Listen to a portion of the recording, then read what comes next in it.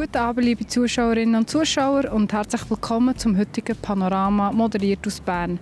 Wir folgen 3 Themen heute für eure Sendung. Die SBB schaut in die Zukunft, IB hat einen neuen Trainer und in den Bergen wird protestiert. An der Jahresmedienkonferenz schaut die SBB nicht nur auf das vergangene Jahr, sondern noch weit in die Zukunft. Wie der Bahnverkehr im 2050 wird aussehen und welchen Herausforderungen sie gegenüberstehen, hat meine Kollegin Alina Dubach nachgefragt. Also zurzeit als CEO ist ganz klar die Schuldenhöhe. Das ist das Thema, dass wir diese Schulden reduzieren müssen und die Rahmenbedingungen schaffen, damit wir es schaffen. Und da haben wir viele Diskussionen mit der Politik. Das ist sehr entscheidend, weil eine gesunde finanzielle Unternehmung kann sich sehr viel Innovation, kann sich auch sehr viele Entwicklungen leisten. Zurzeit sind wir hier etwas angeschlagen. Wir reden über die zweite Hälfte von dem Jahrhundert. Wir haben heute ein sehr stark ausgebautes System in der Schweiz und wir werden das weiter ausbauen. Es gibt ganz viele Ausbauten, die bereits entschieden sind.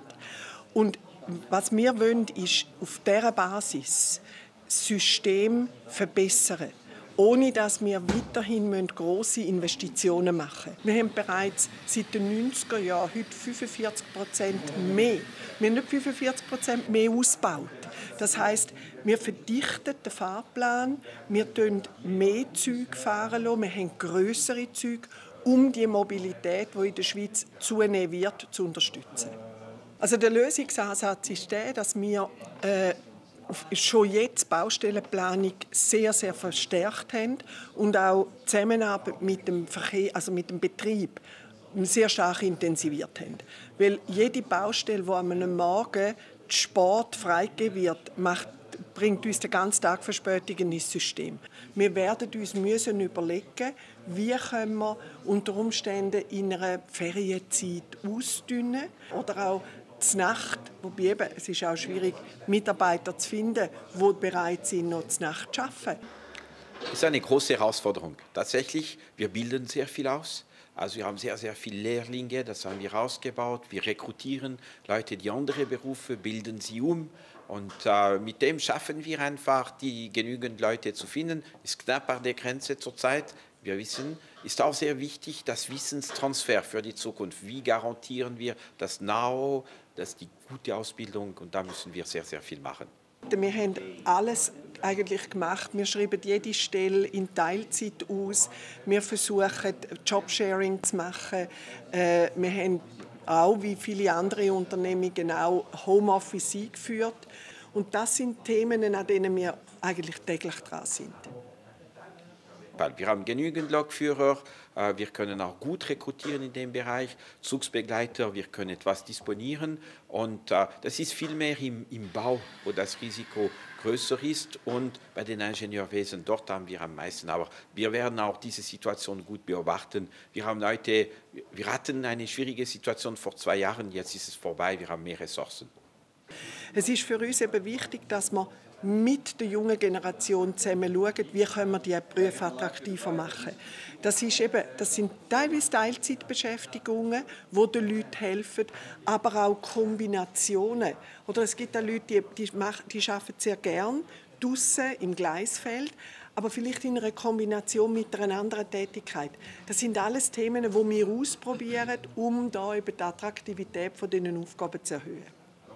Das ist eine sehr, sehr große Herausforderung. Also wir sind ein sehr attraktiver Arbeitgeber, das wissen wir. Wir versuchen auch oft, dass die Leute im Unternehmen 2 Berufe üben können. Das ist ein wichtiger Schritt.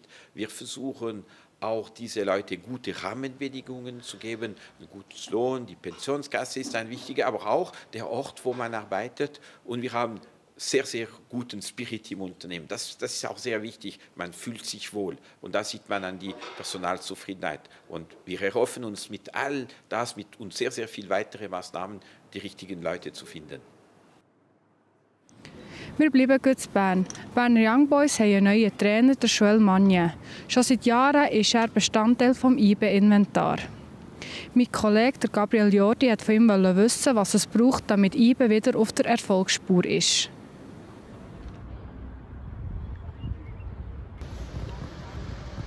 Was muss sich auf dem Platz ändern, dass IB zurück in die Erfolgsspur findet? Also ich habe natürlich diese Woche viel gearbeitet neben dem Platz, erster Punkt, also mit dem Vertrauen, mit dem Spieler viel Gespräch gehabt und probieren ein Vertrauen als Basis zu finden mit ihnen, sie kennenlernen. Zweiter Punkt haben wir 2, 3 Prinzipien gearbeitet und wir wollen klar und einfache Sachen machen, mutig spielen und nach vorne spielen. Ja, wir müssen einfach wieder zurück zu den Basics finden. Das ist eigentlich einfacher gesagt als gemacht, aber wir müssen uns wieder an dem orientieren, was eigentlich IB in den letzten Jahren auch stark gemacht hat. Und ich glaube, da ist jetzt schon der erste Schritt gemacht worden und jetzt liegt es so an uns Spieler, dass wir dort hier einfach auch anknüpfen und selbstkritisch sind und den neuen Schwung, den es jetzt halt leider gegeben hat und was es jetzt vielleicht auch gebraucht hat, dass wir den mitnehmen und vorne schauen. Was hat der Joel Magna für neue Inputs gegeben in der Mannschaft? Ja, er war sehr, sehr klar in den Sachen, die er von den Spielern einfordert. Dass jetzt hier nicht alle Sachen ausplaudern, ist auch klar. Aber er hat eigentlich einfach von jedem gewisse Sachen eingefordert und hat eine klare Spielidee, klare, einfache Prinzipien. Und ich glaube, das kann jeder umsetzen. So. Wird IB unter euch Meister? Ich bin davon überzeugt, ja. Von Bern kommen wir in die Berge. Das Heliskiing wird bei den Leuten beliebter. Doch für die Alpenschutzorganisation Mountain Wilderness stellt es ein Problem dar. Der Lebensraum der Tiere wird gestört und die Luft wird verschmutzt. Mein Kollege Max Saladin hat mit dem Aaron Heinzmann, der die Demo geleitet hat, geredet.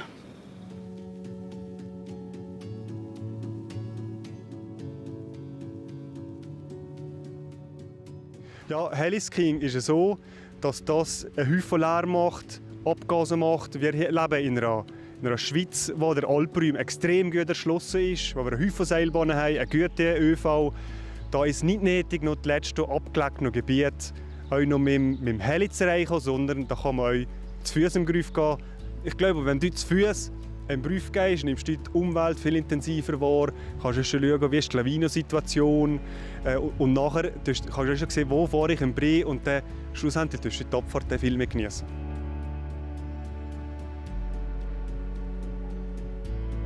Wenn man die Zahlen anschaut, das Walligkühli ist in der Top 10 von Gebirgslandeplätzen in der Schweiz und von denen haben wir 40 Stück. Hier, mit dem Landeplatz kommt spezifisch darauf an, wie gut die Verhältnisse sind. Also wenn es guten Schnee hat, kalt ist und bis unten nach fahren kann, dann hat man zum Beispiel im 22 hat man bis fast 900 Heliskiing-Bewegungen gehabt. Wenn jetzt die Verhältnisse weniger gut sind, dann sind es natürlich weniger. Aber man sieht schon, dass hier die Landungen stark zugenommen in den letzten Jahren.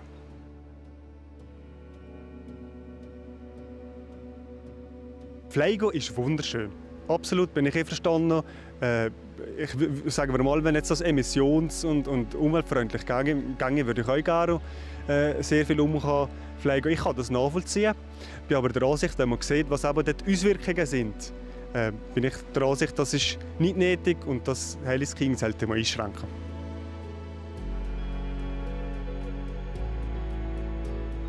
Ja, in erster Linie sehe ich sicher die Politik in der Verantwortung, die da müssen schauen, dass wir gerade in einem Schutzgebiet, wo ja auch das Ziel von der Ruhe und der Ungestörtheit haben, dass man das da einhalten tut und Heliskiing nicht mehr machen tut. Und nachher, aber wir haben in der Schweiz natürlich eine recht starke Lobby im Flugbereich von den Helikopterunternehmen, die das erschweren tun. Und darum probieren wir jetzt da neue Lösungen zu finden und dagegen anzugehen, die auch abklären, ob es juristisch viele Möglichkeiten gibt.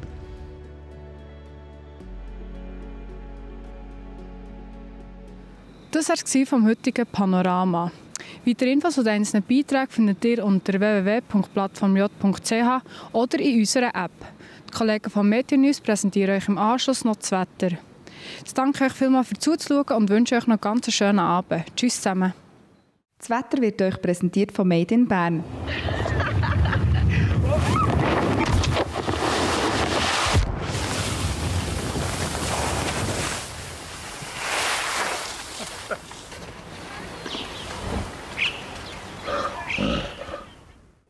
Da ist das Wetter auf der Plattform J. Ich hoffe, Sie sind gut in die neue Woche gestartet am Montag, am 11. März 2024, wo sich die Sonne relativ gut in Szene setzen. Wir haben eine flache Tiefdruckzone, die morgen und übermorgen das Wetter bestimmt, dann aber das Hoch, das sich hier von Spanien Richtung Alpenraum ausbreitet. Im Laufe des Mittwochs wird das für eine Wetterbesserung sorgen und dann einen recht sonnigen Donnerstag bringen. Alles der Reihe noch.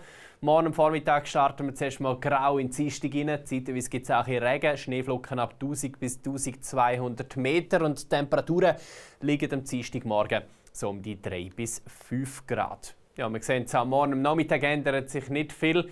Im grauen Anblick vom Himmel, es bleibt meistens bewölkt, vereinzelt kann es ein bisschen regnen oder eben ab 1000-1200 Meter ein bisschen schneien. Temperaturen mit einem schwachen Südwestwind bei knapp 10 Grad.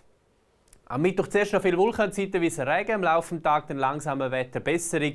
Am Donnerstag noch ein bisschen Nebel, das Lokal hat recht sonnig, frühlingshaft mit 14 Grad und mild geht es dann auch weiter am Freitag, am Samstag und am Sonntag. Also sehr milde Temperaturen, aber das Wetter wird ein bisschen wechselhaft, es kann gelegentlich wieder Regengüsse geben. Dazwischen zeigen sich aber auch sonnige Abschnitte. Insgesamt also eher eine wechselhafte Woche. Danke fürs Zuschauen und weiterhin ganz einen guten Montag.